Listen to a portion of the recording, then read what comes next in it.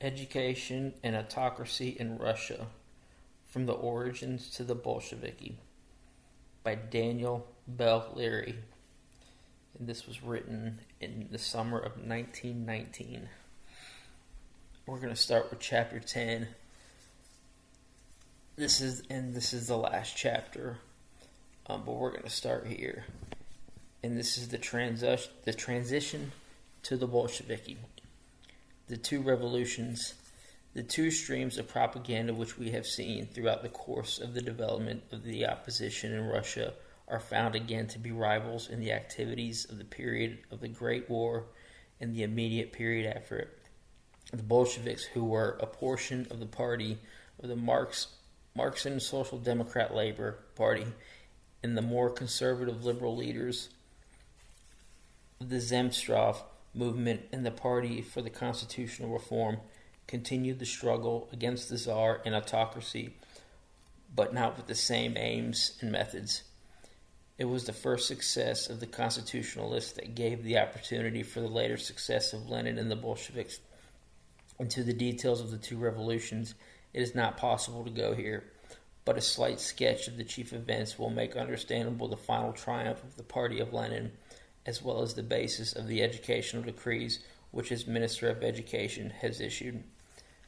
The disturbances of 1905 and 1906, which we have sketched, though suppressed, broke out again in 1910, continuing sporadically until 1913 through 1914, with protests against the Balkan Wars, militarism in general, as well as the old protests against the system of government and its methods. The consensus of opinion asserts that the year of 1914 and 1915 would have seen a far wider and far more successful attempt to overthrow the government than had it yet been, but the beginning of the Great War, for the time being, turned at the attention of all external rather than internal events. The country as a whole, with remarkable unanimity and with astonishing patriotism, rallied to the defense of the country, regardless of class or creed, and Nicholas II probably never had a more united people than in the first few months of the war. The Bolsheviks and the Mrzevsky, or Mrzeviki, and one or two other socialist groups alone abstained from voting war credits in the Duma. Though some of them supported the war later on, it is also highly probable that the Bolsheviks conspired against the government in the conduct of the war. In the very beginning, and several of the Bolshevik members of the Duma were arrested in November. Lenin, who had not yet arrived in Russia, believed that the defeat of Russia would be the first step to overthrow the government. At a conference held in Petrograd, as the capital was now called, it had been proven, according to the government, that the Bolshevik element were about to circulate their doctrines among the army, urging that from the standpoint of the working class and of the laboring masses of all the nations of Russia, the defeat of the monarchy and of the Tsar and of his armies would be of extremely little consequence. From this, the members of the parties holding such a view became known as Prozensi, or defeatists. But this did not prove, as we claimed them then and since, that they were in the pay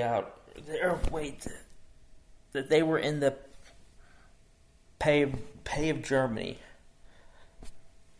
Perhaps some of them were, but this would have to be established on other grounds, for their position was quite understandable. The majority of the socialists, on the other hand, took quite the contrary point of view. The following passage from their manifestos to the laboring class shows their attitude.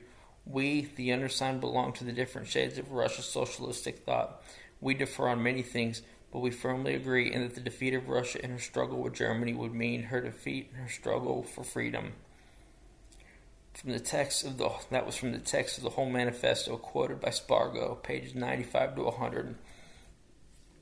With the Porzensi, however, another element was working, not in open and friendly agreement, but with the same purposes at heart. The so-called Germanophiles. It must not be forgotten that that Catherine the Great was a German, and that the 5 out of the 6 succeeding czars married German wives, and that Nicholas II was almost purely German in blood. Moreover, the bureaucracy had been started with German aid and enterprise, and has always contained a very considerable percentage of officials whose greatest inheritance was German. In the Great War, as in the wars with Turkey and with Japan, official inability, as well as official dishonesty, had much to do with failures in military efficiency and in evoking public and revolutionary action. After the early successes of Russian army, this element did all it could do to disorganize affairs, and succeeded admirably in doing so. So badly were the matters going in the army that the municipalities and the Zemstvos formed unions to do the work and furnish the supplies that the government was failing to provide, and both founded hospitals, feeding stations, and transportation services and manufacturing centers, as well as furnishing tents, boots, socks, and numerous other things which were missing. With the spirit and the heart of Russia and the Russian people, there was nothing wrong. Circumstance alone, in the form of a corrupt bureaucracy, were against them, and their work was, as usual, hindered and forbidden. Even the Duma was ordered indefinitely suspended. This was September 1915. The Black Hundreds were active public aid was crushed, and the belief prevailed throughout the country that the court and bureaucracy were planning a separate peace. The year 1916 was a continuation on a larger scale of the activities, the plots, the manifestos, and the disorders of the previous year. When the Duma met in November, the country was ripe for revolt, awaiting only the action and the leadership of the Duma. Still, the matter hung fire. The action of the government in appointing the worst of reactionaries to the most important position is good ground for believing that it really wished for a revolution as the easiest solution to the external and internal difficulties.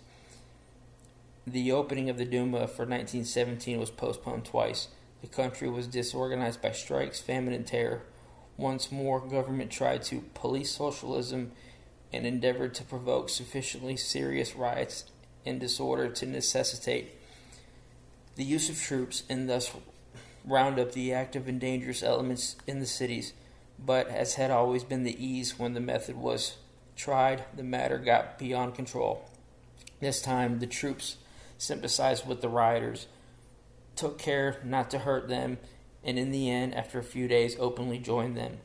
The government had lost the last means for its defense. On March 15th, the Tsar resigned, and Prince Lvov formed a temporary government to keep control until such time as the Constituent Assembly should meet and decide on the candidacy of the Grand Duke Michael, the brother of the Tsar, whom he had named as his successor after first considering his own son. Mikhail refused, however, to reign without the sanction of a representative body. All this was the fruition of the first revolution of 1917, a purely political affair in which the people played little part, and which was accomplished largely by the educated and propertied men of the Duma, who did not represent as a provisional government the main masses of the country. From March on, the second revolution, destined to overtake and overthrow the first, was in the process of formation. This was to be a social revolution, a revolution of the lower classes, and led by the men of entirely different school of thought, with socialistic and Marxian ideology, in a place of that of representative democracy. The provisional government at once proceeded to issue manifestos removing limitation of class and race and guaranteeing freedom of speech, press, and religion, but it could not satisfy the masses, who had come to the point of distrusting all kinds of government other than their own local and class methods. In the meantime, the Council of Workmen and later soldiers' delegates, which had been formed in February 1917 in imitation of the similar bodies 1905 and 1906, had been growing in strength and turning from the Menshevsky doctrines and control which had first characterized it to Bolshevik principles, so that its manifesto gradually changed from a demand for a constituted assembly to open defiance of the government of Prince Lvov. This council was the basis of the Soviet form of government, the word Soviet meaning council. Little by little, the power of the councils grew, in the Provisional Government weekend. The period of Soviet Russia was at hand. In April, Lenin and several other Bolshevik leaders arrived in Russia, bringing with them a definitely worked out plan of campaign, one based on purely economic and class ideas and demanding the absolute destruction of all capitalistic machinery, whether of state or society, and appealing to and for the sake of the proletariat, democracy, in Lenin's phrase, was bourgeois conception, and in his scheme for the reconstruction of Russia, there was little of what the Western world calls by that name. Indeed, in strict accord with this belief, the party of the Bolsheviks soon ceased to call themselves a section of the Social Democratic Party, of which they were the actual dissidents, choosing instead the name of Communist Party. What Lenin advocated was a purely Soviet form of government in which the working class and the poorest, example, propertyless peasantry, would have power and constitute delegates. In May, Trotsky arrived in Petrograd, like Lenin and old revolutionists. From May until November, there was constant playing for supreme power between the Provisional Government, with Kerensky as premier, and the Soviets under Trotsky and Lenin, and ending on the 7th of that month with the utter triumph of the latter in flight and escape of Kerensky. The remainder of the Provisional Government were placed under arrest, and the dictatorship of the proletariat began, with Lenin as president of the Council of People's Commissars, as the new government was called, the Trotsky Commissioner of Foreign Affairs. It is seemingly possible to speak only of the educational philosophy of the Soviet Republic, for we have no evidence at present beyond the first annual report of the Commissar of Education, Lunachevsky, for 1918, of what has been done in contradiction to what is being planned. Of the later material, there is sufficient to show a radically different system of education from that of the autocracy, and one which differs, moreover, in many particulars from the educational philosophy of the other country. Reed's book, as well as The Liberator, The Modern School, The Nation, and the New Republic, supply many of the documents, but the main source is the at present unpublished material of the Soviet Bureau of New York, from which most of the following is drawn. The educational system and philosophy of the Bolshevik Party is in absolute accord with its economic and class ideas, and reflects the doctrines of Lenin and his party in every respect. As far as possible, the system will be presented in the words of the original documents. In a country kept artificially in ignorance, the task of education could not find full development on the day following the People's Revolution, which transferred the power to the toiling masses. It is evident, however, that neither the conquest of political power nor the attainment of the position of the economic mastery of the country could be lasting if the people should not also attain knowledge. Only a high level of public education can make possible a conscience governing by the people, which should embrace large masses. During the interval, an important role had to be played by the intelligentsia, which had enjoyed the odious privilege of exclusive erudition, and was considered in Russia to be in sympathy with the people. In the time of the 1905-1906 revolution, Kautsky pointed out with hope the fact that in Russia the task of the working class would be made easier by its sincere ally, the revolutionary intelligentsia. Kautsky did not foresee at the time that at the moment of the concrete realization of his dreams, at the hour of the social revolution, even he himself would turn enemy to the proletariat vanguard. However, there is no evil without its accompanying good. The abominable sabotage on the part of the majority of the Russian intelligentsia, and in particular of the so-called socialists.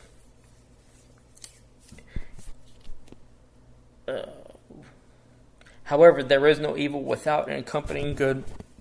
The abominable sabotage on the part of the majority of the Russian intelligentsia, and in particular of the so-called socialist intelligentsia, proved an excellent lesson for the proletariat, laying stress upon the unalterable necessity for the proletariat to acquire real knowledge immediately for himself, so far as possible, and in full measure for his children. The leadership in this important task has fallen to the Commissariat of Public Instruction. The organization and control of education under the Soviets is naturally different from the system of the Tsars. The same report goes on to describe this new method of organization. At the head of the commissariat stands the People's Commissar and his assistant, and the staff consisting at present of 7 people, which decides all current affairs that are outside the competence of the branch superintendents. Basic problems are solved by a state board of education, which, besides the members of the staff and the branch superintendents, includes also representatives from the centers of the Soviet government, from the labor unions and the workers' cultural organizations, and from that part of the body of the teachers which is taking a stand of loyal cooperation with the Soviet power. Finally, problems of especial importance, for instance, regarding a school reform, are considered at the All-Russian Conventions, the first of which, well-attended, harmonious, and imbued with communistic ideals, took place in Moscow in the month of August 1918. In the provinces, the work of public education is being directed by the Department of Public Instruction, attached to the provincial, county, city, and lastly, the Valist Executive Committee. The provincial, county, and the city departments corresponding to the central staff have attached to them councils of public instruction corresponding in the provinces to the state board. That's from the Lunar-Chesky report from 1918. The Commissar has also unified the school system. In place of schools of all varieties and kinds, which formerly were sharply divided into a lower school for the plain people, and the middle school for the privileged class, and the middle school for the privileged classes and the well-to-do people, and divided further into schools for boys and those for girls, into technical and classical secondary schools, general and special school institutions. The Commissariat has introduced the Unified Workers' School, covering the entire length of the course of instruction. The unity of this school should be understood in 2 ways. First, the class divisions are abolished, and the school adopts a continuous grade system. In principle, every child of the Russian Republic enters a school of an identical type and has the same chances as every other to complete its higher education. Second, that up to the age of 16, all specialization is omitted. It is self-understood that this does not hinder the adoption of a principle of individual attention and of the greatest possible variety of forms inside each school, but specialization in the full meaning of the word is permitted only after attaining the age of 16 and upon the foundation of a general and polytechnical education acquired already. The school is declared an absolutely lay institution. Diplomas in their character of certificates granting special rights are abolished. The classical languages are declared non-obligatory. This school, unified in principle, is divided into 2 grades, the first of 5 years duration and the second of 4 years. This 9 years course is declared to be, in principle, obligatory. Our school will be, in fact, accessible to all. To attain this end, not only are all institution fees abolished, but the children are provided with gratuitous hot food and the poorest children with shoes and clothing. It goes without saying that all school manuals are offered to the children free of charge by the school.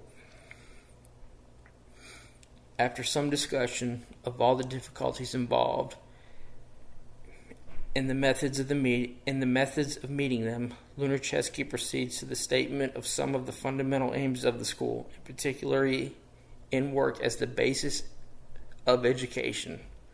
The labor character of the school consists, in fact, that labor, pedagogical, as well as, in particular, productive labor, will be made a basis of teaching. In the primary schools, it will be mostly work within the walls of the school, in the kitchen, in the garden, in special workshops, etc. The labor must be of productive character in this way, in particular, that the children serve the needs of the community so far as their strength will permit them. In the secondary schools, the productive and the broad social character of the labor is emphasized still more sharply. We deal here with children from 13 years up.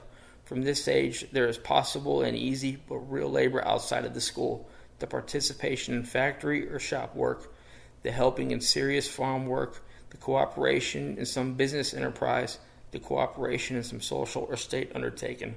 From this age up, we are uniting the labor of the children, the participation of the child in the social struggle for existence and its development with its education.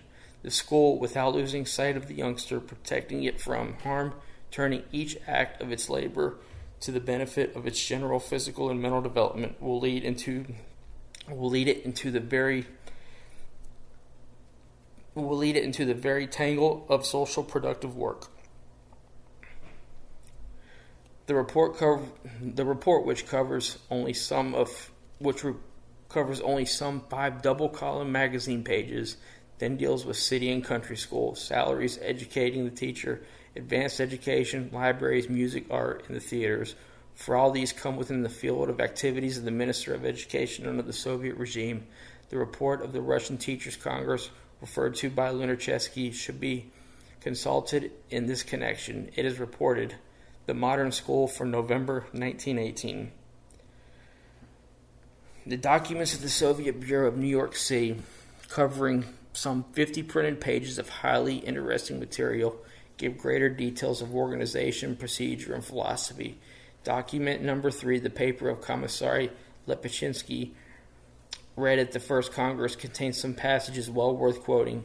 It has become customary to accuse the new government of indifference toward the culture values of the past, and in particular of disrupting the schools.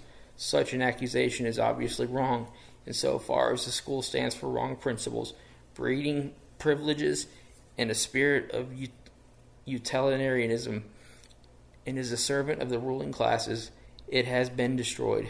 Such a school was an instrument to befog the consciousness of the masses and crippled the children physically and spiritually.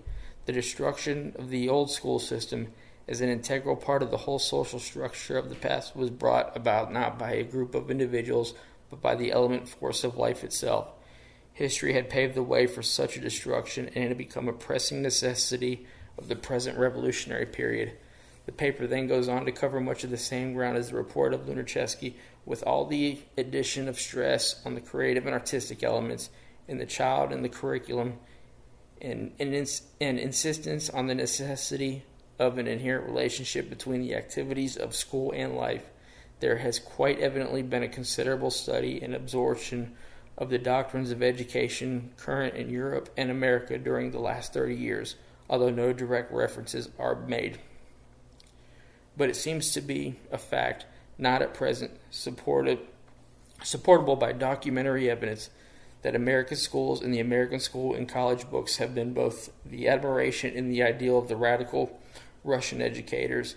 Many texts having been translated into Russian, it is quite possible that some little of this enthusiasm has been supplanted by the criticism on the part of the present educators in Russia, because of the believed connection of our culture with a spirit too capitalistic and mercenary. Document number 7 of the Soviet Bureau opens up the interesting question of schools for workmen, being the report of an issued statement of the Soviet of Railroad Workers' Deputies regarding the opening of schools for the teaching of drawing, painting, designing, mathematics, and modeling for members of the Soviet and their children. Documents 9 and 10 go into the question of servants and service, showing the social principles which are to underlie the school system of the Soviets. The socialistic schools, the same principles of activity for life, for productivity, and for social service is inherent in them all. It will be possible to quote many more pages of extracts from these documents, but enough has been given to show two things. First, the absolute break with the spirit, the organization, and the methods of the old education under the autocracy. Second, the essentially socialistic character of the new system, which entirely apart from any judgment of the political aims and methods of the Bolsheviks, and apart too from any estimate of the present existence of schools embodying these principles, may surely be considered to meet far more adequately the provisions for a system of education tentatively laid down in the introduction to this sketch. It will be of greatest interest and value to watch if the Bolshevik regime continues the application and the working out of these radically new principles in Russian education.